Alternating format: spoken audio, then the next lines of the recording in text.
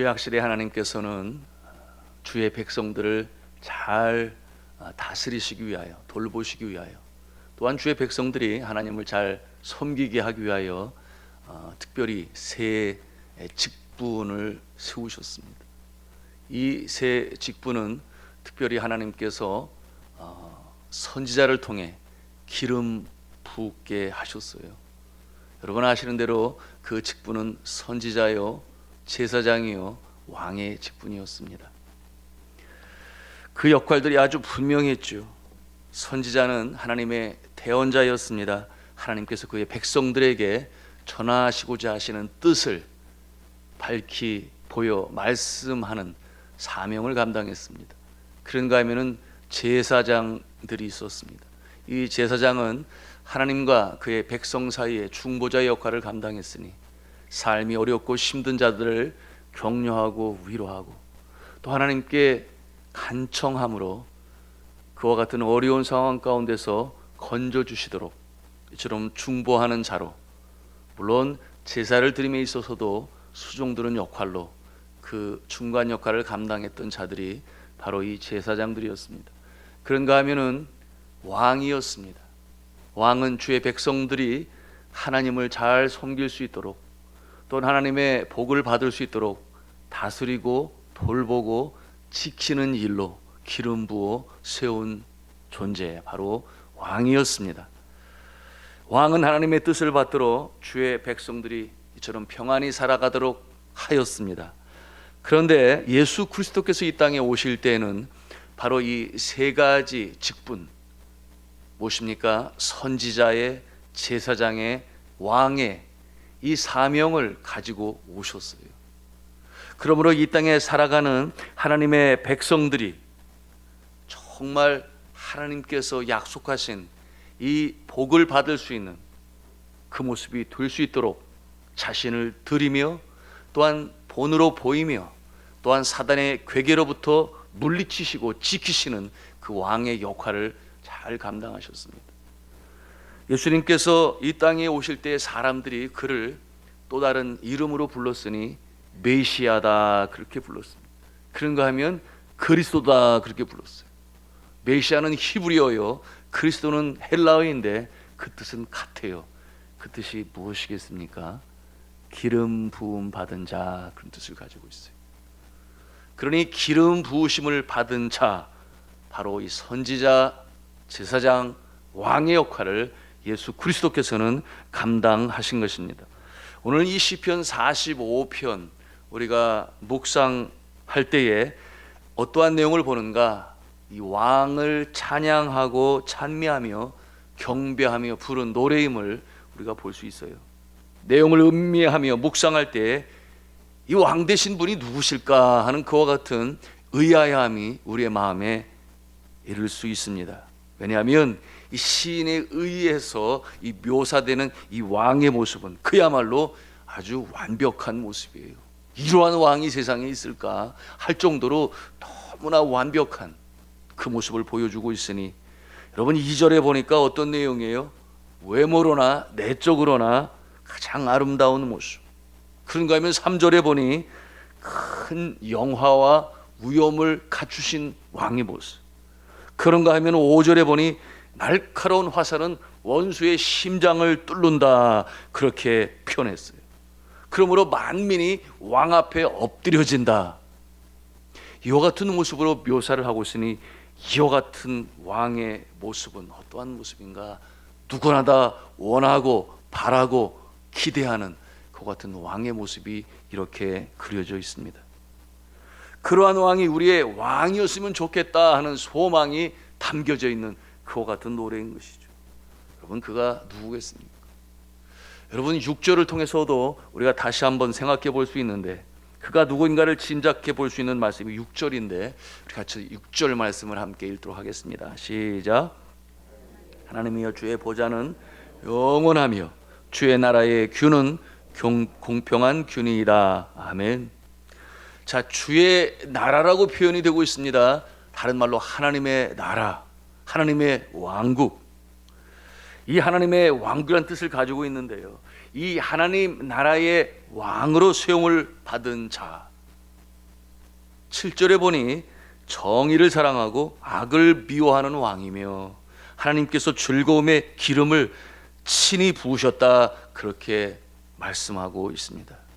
여러분, 이 왕은 바로 이 땅에 메시아로 오실 전능하신 진정한 왕이신 예수 그리스도신 것입니다. 이 예수 그리스도를 그리며 소망하며 부르는 노래가 바로 이 시편 45편의 노래인 것이에요. 여러분, 이와 같은 내용이 신약 성경 히브리서에서 다시금 증명하고 있어요. 히브리서를 기록한 이 기록자는 히브리서 1장 8절과 9절에 이 시편 45편의 왕이 누구신가? 바로 예수님이다, 그렇게 직접 해석을 하고 있습니다. 그 내용이 이러합니다. 잘 들어보세요. 아들에 관하여는 하나님이여 주의 보좌는 영영하며 주의 나라는 귀에 공평한 규인이다. 주께서 의를 사랑하시고 불법을 미워하셨으며 그러므로 하나님 곧 주의 하나님이 즐거움의 기름을 주께 부어 주의 동류들보다 뛰어나게 하셨도다 하였고, 이 말씀이 어디에 있어요? 바로 시편 45편에 있는 내용을 그대로 가져다가 이게 누구냐, 아들에 관하여는 이렇게 설명하면서 바로 그 구절을 인용하는 것을 볼 때에 이 45편에 있는 이 내용은 완벽하신 왕을 기대하며 바라며 소원하며 마음의 염원을 노래한 것이다, 우리가 그렇게 볼 수 있는 것입니다. 자, 이후 시편의 내용은 이 왕과 신부들과의 관계에 대한 내용으로 기록하고 있어요. 그 관계는 신랑과 신부의 관계, 주 종의 관계를 보여주고 있으니 11절 말씀에 그 내용이 있습니다. 우리 11절 말씀을 함께 읽겠습니다. 시작. 그리하면 왕이 내 아름다움을 사모하실지라 그는 내 주인이시니 너는 그를 경배할지어다. 아멘. 이러한 왕과 왕비의 관계, 또 우리가 어떻게 볼 수 있어요? 신랑과 신부와의 관계, 뭐 다를 바가 없는데 이 모습은 신약 성경에 다시금 영적으로 해석을 하게 되니 신랑 되신 예수 그리스도, 그리고 신부인 교회, 이와 같은 내용으로 해석을 합니다. 교회의 머리 되신 예수 그리스도, 거룩한 신부가 된 교회의 모습.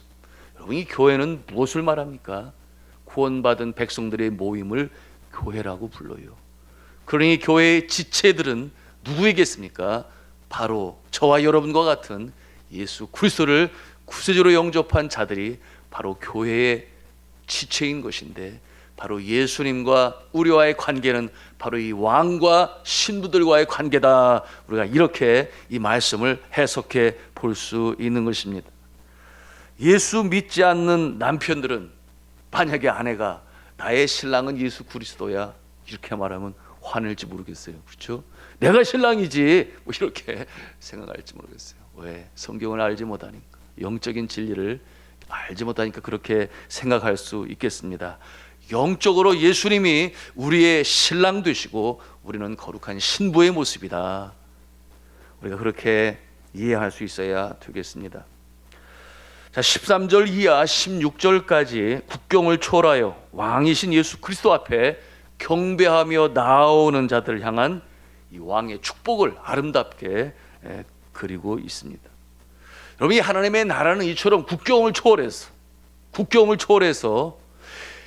하나님께서 택하신 자들을 부르게 되는 것이니 그 모습이 오늘 이 시편에 나오고 있습니다. 국경을 초월하여 온 누리에 하나님의 나라가 확장되어지고 퍼져 나갑니다. 여러분, 여기에 이 선교의 중요성을 우리가 볼 수 있으니, 여러분 열방을 가슴에 품고 우리가 선교사를 보내고 가지 않으면 보내야 하는 이 사명으로 감당하니 땅 끝까지 이르러 증인이 되어 그들 가운데 왕 대신 예수 그리스도 앞에 나와오는, 그러므로 자신들이 섬기는 그들의 삶 속에 왕으로 주인으로 섬기는 이방신들, 우상들로부터 돌이켜서 하나님께 예배하는 이와 같은 모습, 그것이 바로 이 선교의 마지막 모습인데요. 여러분, 이와 같은 모습이 오늘 이 시편 가운데 열방에서 나오는 신부들의 모습으로 그려지고 있는 것입니다. 우리가 성경을 볼 때 하나의 틀이 있다고 그랬죠. 프레임이 있다고 그랬습니다. 그 틀은 어떻게 이루어집니까? 창조, 타락, 그 다음에 구속, 영광 또는 영화, 이 큰 틀을 가지고 창세기로부터 시작해서 마지막 신약 성경의 요한계시록까지 그 내용이 그 틀 가운데 있어요. 그 틀의 눈을 가지고 우리가 성경을 보게 되는데 엉뚱하게 구절만 빼서 보면 안 된다. 이렇게 역사는 직선적으로 흘러간다. 뭐라 했어요? 창조, 타락, 구속, 영화. 영화의 모습은 이 땅에 주님이 재림하시는 그날에 완전히 이루어질 하나님의 나라를 말씀하고 있는데, 근데 제가 미국에서 석사과정으로 공부할 때 선교학 교수님인 로저 그린웨이라고 하는 교수님이시고 선교사 출신이시고 아주 명망 높은 그분이 어떻게 이 틀을 설명을 했는가. 창조와 타락과 구속 그리고 영화가 있을 것인데 구속 다음에 있어야 할 것이 빠졌다. 그래서 그 내용으로 이 신학계에서 아주 또 유명한 분이 되셨는데 어떠한 내용이 있는가. 창조가 있으면 그 다음에 타락으로 말미암아 불행이 찾아왔는데 예수님이 오셔서 이제 구속이라고 하는 회복의 역사가 시작이 되었고 영화로 가게 되는데 중간에 있는 것이 있으니 뭐냐? 선교가 있다. 그와 같은 내용으로 말씀했어요. 선교 없이, 전하는 자가 없이, 듣는 자가 없이 어떻게 영화의 날이 오겠느냐? 왜냐하면 이 온 세상에 복음이 증거되리니 그제서야 세상의 끝이 오리라. 그렇게 말씀하고 계신데 창조, 타락, 구속, 선교, 영화 이렇게 나아가게 된다. 그러니 복음을 전하고 선교하는 일은 너무나 중요하다. 그것이 성경이 우리에게 가르쳐주는 바다. 그렇게 강조했어요. 물론 저도 그것을 받아들이고 있습니다. 오늘 이 열방을 통하여 신부들이 나옵니다. 그리고 왕 앞에 나와 경배하고 그를 왕으로 섬깁니다. 자, 이와 같은 모습이 우리의 모습이 되어야 하는 것이죠. 그리고 이와 같은 모습에 하나님께서 왕 대신 주께서 복을 주시는데 그 모습이 첫째는 딸의 모습이다 하는 것이 이제 13절에 있는 말씀입니다. 13절의 말씀을 같이 읽도록 하겠습니다. 시작. 왕의 딸은 궁중에서 모든 영화를 누리니 그의 옷은 금으로 술을 놓았도다. 그런가 하면 그 다음은 아들의 모습이 나와요. 16절 말씀을 또 읽겠습니다. 시작. 왕의 아들들은 왕의 조상들을 계승할 것이라 왕이 그들로 온 세계의 군왕을 삼으리라. 아멘. 자, 왕이 그들로 하여금 누구에게? 그의 아들들에게 세계의 군왕을 삼으리라. 이 왕이 그렇게 삼으신다 그랬는데 이 왕은 누구겠습니까? 바로 예수 그리스도를 말씀하고 있는 것이죠. 예수 그리스도께서 그를 따르며 순종하며 경배하는 자들을 왕으로 삼으신다. 모든 영역 가운데. 이게 무슨 말씀이겠습니까? 여러분, 정치, 경제, 사회, 문화, 예술, 의학, 교육 모든 분야에 하나님의 자녀들로 하여금 산후의 독리와 같이 등경후의 등불과 같이 그렇게 하나님의 자녀들로, 아들로, 딸들로 왕으로 세우신다. 그런 말씀이니 바로 저와 여러분들이 또 우리의 자녀들이 그와 같은 복이 예비되었는 줄로 믿으시기를 바랍니다. 그러나 언제 그렇게 된다는 거예요? 우리가 주를 나의 삶의 왕으로 섬기고 나의 삶의 주인으로 모실 때 그와 같은 역사를 이루신다, 복을 주신다. 오늘 이렇게 선포하는 것입니다. 우리의 딸들, 우리의 자녀들, 우리의 아들들이 그러기를 간절히 축복합니다. 이와 같은 모습으로 살아가야 하는 것이에요. 우리 자녀들이 자신의 신분이 어떠한 존재인지, 왕자다, 공주다, 이와 같은 확신을 가져야 되는데 오늘 그러지 못한 모습들이 너무나 많아요. 특별히 우리 청년들 가운데 그런 모습을 보니 기가 죽은 어깨가 축 늘어진 그런 모습을 볼 때 얼마나 마음이 아픈지 몰라요. 그래서 포기가 많은 오늘날 시대의 청년들의 모습을 보는데 여러분, 그와 같은 자녀들의 모습을 보실 때 상심하지 마시고 먼저 그들 앞에서 예수님이 여러분들의 왕이 되심을 보여주시기 바랍니다. 너무나 중요한 거예요.